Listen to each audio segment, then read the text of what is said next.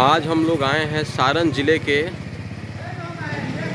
मरौरा प्रखंड के मुबारकपुर गांव में रूपकला मंदिर में। आइए मैं आपको रूपकला महाराज का दर्शन करवाता हूं। और हमारे जगदम कॉलेज के एचओडी अमरनाथ सर आए हुए हैं और विशेष नॉलेज हम उनसे लेंगे रूपकला मंदिर के बारे में। एक बार प्रेम से बोलिए रूपकला जी महाराज की जय। बहुत ही खुशी की बात है कि आज हम लोग सारण प्रमंडल के अंतर्गत मढ़ौरा के नज़दीक एक बड़ा प्रसिद्ध गांव है मुबारकपुर, जिसको रूपकला नगरी भी कहते हैं। वहां हम लोग पहुंचे हुए हैं। सारण की धरती संतों की धरती है। बड़े बड़े संत पैदा हुए जिनकी बहुत बड़ी बड़ी कीर्तियाँ हैं और विश्व स्तर की कीर्तियाँ हैं। तो उसी क्रम में मैंने सारण के संत परंपरा पर किताब लिखने का मेरा प्लान है और ऊपर मैंने पहले भी कुछ वीडियो बनाया है। उसी क्रम में हम लोग आज यहाँ मुबारकपुर गांव में आए हुए हैं। तो यह जो आप देख रहे हैं रूपकला द्वार, जो रूपकला जी महाराज का जो मैंने स्थल है, तो ये एक बहुत बड़े संत हुए। पेशे से पहले वो शिक्षक थे और बाद में स्कूल इंस्पेक्टर भी बने। तो फिर उनको एकाएक जो है भगवान से लोग कहते हैं कि साक्षात दर्शन हुआ। और ऐसी मान्यता है रूपकला जी महाराज के कि जो लोग भी यहाँ आते हैं, मन्नत लेकर आते हैं और बाबा का ध्यान लगाते हैं, उनकी मन्नत पूरी होती है। और बड़ी श्रद्धा है इस गांव की ही नहीं बल्कि दूर दूर से लोग, देश के कोने कोने से लोग यहाँ आते हैं। बड़ा प्रसिद्ध जगह है और इनकी समाधि स्थल जो है वो अयोध्या में है। अयोध्या में बहुत बड़ा कार्यक्रम होता है वहाँ हर साल, और वहाँ पर इनकी बहुत बड़ी समाधि स्थल है। और वहाँ जो इन्होंने कुछ किया है सखी संप्रदाय पर, वो बहुत कुछ वहाँ पर देखने को मिलता है। मैं भी वहाँ गया हूँ अयोध्या में। आज मुझे बहुत सौभाग्य मिला है। और इसी गांव के ये हमारे सामने बैठे हुए हैं प्रोफेसर सरोज कुमार, जो संजय गांधी इंटर कॉलेज में असिस्टेंट प्रोफेसर हैं और इसी गांव के हैं, रिटायर्ड कर गए हैं। तो इनको बाबा पर अध्ययन है। तो मैं सर से निवेदन करूंगा कि बाबा के बारे में दो शब्द बताएं सर आप। सर्वप्रथम तो बाबा हमारे गांव के पूज्य हैं और सारी नगरी इनकी पूजा करती है। बाहर से भी लोग आते हैं इनकी पूजा करने के लिए और इनकी प्रसिद्धि पूरे भारतवर्ष में फैली हुई है। और इनका जन्म हमारे ही गांव मुबारकपुर में 27 ईस्वी में हुआ था। और बचपन से एक संत, इनका पूरा परिवार पहले इलाहाबाद में रहता था। और इलाहाबाद की एक छोटी सी घटना मैं आपको बता देता हूँ। इलाहाबाद में जहाँ ये लोग रहते थे वहाँ एक राधा कृष्ण का मंदिर था। वहाँ ये गुल्ली डंडा खेला करते थे और वहाँ एक और लड़का गुल्ली डंडा खेलने के लिए इनके साथ आता था। तो बराबर वह जीत जाता था। तो उस गुल्ली डंडा का जो छोटा लड़का था उसने देखा कि अभी बार बार मैं ही जीत रहा हूँ, इसको भी जिताना चाहिए। तो जिताने के लिए वह इस तरह से किया कि रूपकला जी महाराज जीत गए, भगवान प्रसाद जीत गए, वो लड़का हार गया। तो इनको पकड़ने के लिए दौड़े कि चलो हमारे साथ रेंगना की विधि है खेल में। तो वो लड़का भाग गया और भाग करके राधा कृष्ण मंदिर में जाकर घुस गया। इसके बाद ये खोजते रहे, पता नहीं चला कि वह लड़का कहाँ। तो इस बात से स्पष्ट होता है कि ये एक प्रसिद्ध संत थे।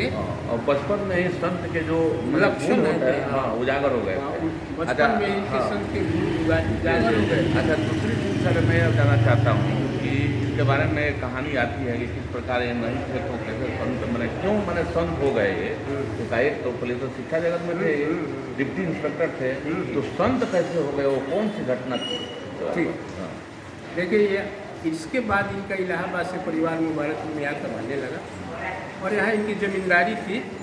और ज़मींदारी में इनके परिवार ने 12 बीघा ज़मीन दे करके एक मठिया का स्थापना किया 1994 में।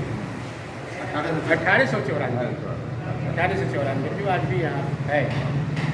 तो ये रहने लगे। इसके बाद इनकी नौकरी हो गई स्कूल इंस्पेक्टर में स्कूल इंस्पेक्टर में नौकरी करने लगे, जहाँ तहाँ इनकी पोस्टिंग हुई। साथ ही साथ इनकी शादी भी हो गई, और इनकी शादी हुई सारण जिले के डुमरी हॉल्ट के पास हराजी नामक गांव। हराजी नामक गांव में शादी हुई, इनके साथ ये रहने लगे, और एक लड़की भी उनको पैदा हुई। तो इस तरह से नहीं, स्कूल वाली घटना कैसे हो गया, घटना वाली बताइए। मैं बताता हूँ कि इसके बाद जब ये स्कूल इंस्पेक्टर हो गए तो इनकी पोस्टिंग विभिन्न जगहों पर हुई, जिसमें फर्स्ट पोस्टिंग इनकी बक्सर में, और बक्सर में भक्त तो थे ही, इनकी समाधि 8-8 दिन तक लग जाती थी। 8 दिन तक इनकी समाधि लगती थी।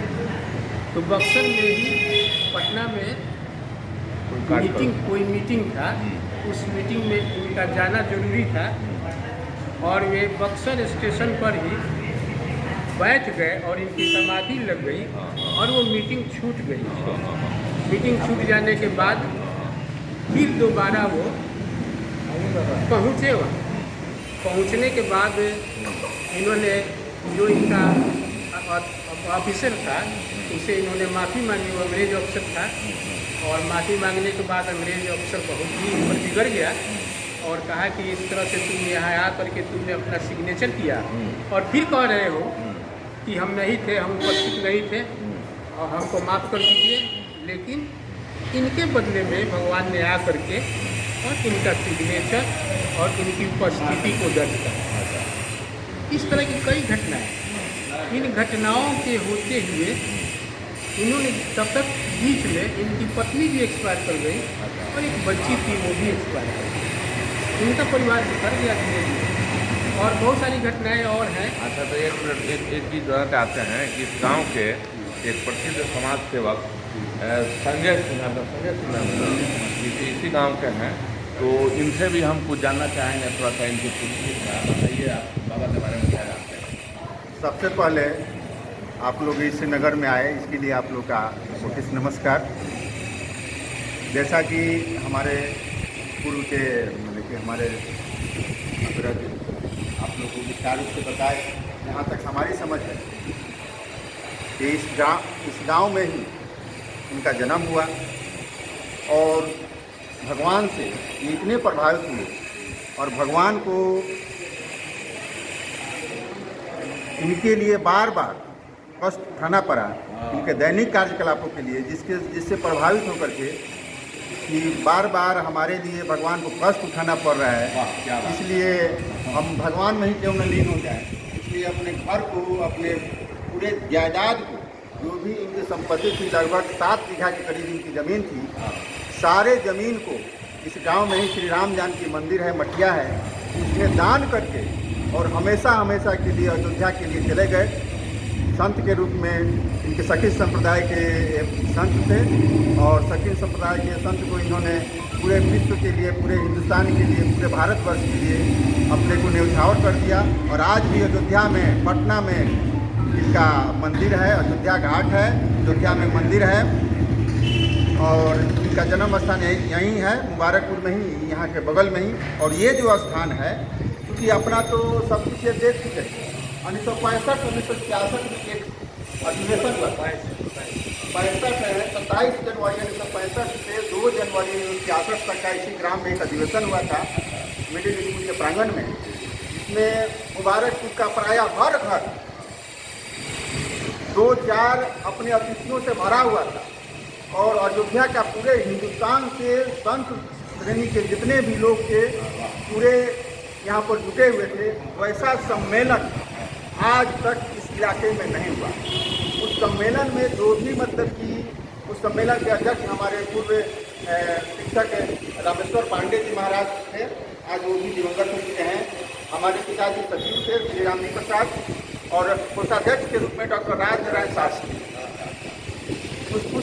उस सम्मेलन में रॉ नाम के आदमियों की, रॉ से राम, रॉ से नाम के आदमियों की प्रधानता थी, चाहे रामेश्वर पांडे हो, चाहे राज शास्त्री हो, चाहे मतलब कि रामजी प्रसाद हो अथवा रघुनाथ प्रसाद राकेश हो, चाहे राम अयोध्या शर्मा हो, या इस तरह की मतलब कि रॉ नाम के आदमी की प्रधानता थी। उन्होंने तन मन धन से सारे उसको निर्वहन किया।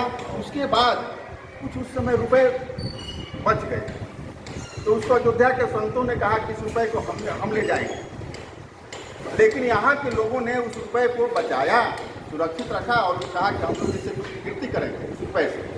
तो शायद उस समय 1965 में 2200 या कितना रुपया बचा था, जो भी बचा हो उस रुपये से कोषाध्यक्ष के खाते में था और निर्णय लिया गया, गांव के लोगों ने निर्णय लिया इस रुपये से हम लोग रूपकला जी की एक अस्थायी संगमरमर की मूर्ति बनाएंगे। तो अस्थायी संगमरमर मूर्ति के लिए जयपुर ऑर्डर दिया गया। और ज़मीन की जहाँ तक बात आई, तो ज़मीन की बात अगले मीटिंग में लोगों ने प्रस्ताव दिया कि ज़मीन की बात जमींदार जानते हैं। सचिव होने के नाते मेरे पिताजी से सारे लोगों ने अनुरोध किया कि ज़मीन की बात जमींदार रामजी प्रसाद जाने। तो हमारे पिताजी ने इस ज़मीन को दे दिया, क्योंकि रूपकला जी तो अपनी सारी ज़मीन एक एक धूर ज़मीन राम जानकी मंदिर में दे दी। उसके पास बगल में ही है, बगल में ही है। क्या मैंने इन्हीं का वहाँ पर नहीं, ये बात में अपने उसने डोनेट की सारा जमीन जानकी रमन के नाम से। जानकी रमन अथवा जानकी जी जिसके हृदय में रमन करती है, अर्थात भगवान श्री राम। तो उनको अपनी लगभग 7 बीघा जमीन, अपनी जितनी भी पुश्तैनी जमीन थी सब उन्होंने दी। तो इस तरह से रूपकला जी अयोध्या में जाकर के स्थापित हो गए और हमेशा के लिए पूरे विश्व के लिए अपने कारनामों को हम लोग के सामने प्रस्तुत किए। तो इससे स्पष्ट होता है कि रूपकला जी महाराज का जो अध्यात्म से जुड़ाव था वो बचपन से ही था। और कहा भी गया है कि बाढ़े पूत पिता के धर्म में खेती उपजे अपने कर्म।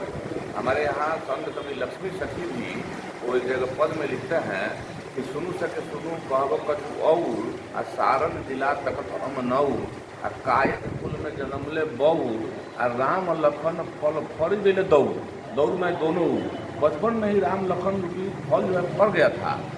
आप जन्मभूमि कभी पूजल गौर मैंने गौर गणेश मैंने जन्मभूमि में हमारे माता पिता कभी गौर गणेश की पूजा किए थे। तो उसी के प्रभाव से मिल गए सतगुरु माथे चढ़ल मऊ आ गुरु जी देहनी ज्ञान के लऊ तो झटपट मारल माछर सौ आ पाकल ब्रह्म यज्ञ कर भऊ तो खैल में साध संत मिल जाऊ तेरुआ मठ में ऐनी धऊ तो मिलजुली भगत बनावल ठऊ लक्ष्मी सखी के सुंदर पियवा आगल लग जा मेरे दो। मेरे कहने का अर्थ यह है कि संत कवि लक्ष्मी सखी जो सारण एक महान संत हुए तो वे भगवान को पति भाव में पूजा करते थे। उसी परंपरा के दूसरे महान संत कवि हुए हमारे यहाँ सारण के, वो थे रूपकला महाराज जी। तो इनका भगवान का नाम था भगवान प्रसाद जी नाम था, बचपन का घर का नाम था, लेकिन रूपकला जी महाराज से जाने जाते हैं।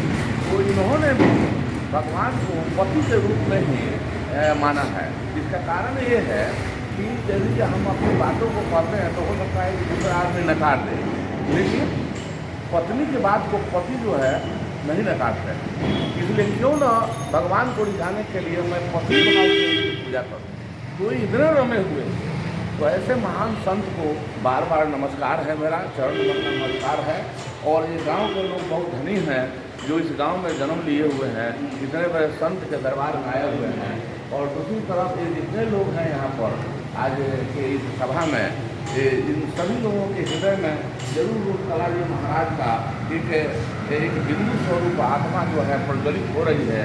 तभी जो है इस वीडियो में यहाँ पर आकर बैठे हुए हैं, इन सभी आत्माओं में बसे हुए उस परम पिता परमात्मा को एक बार मेरा नमस्कार है। और एक बार प्रेम से एक बार पुनः बोलिए रूपकला जी महाराज की जय।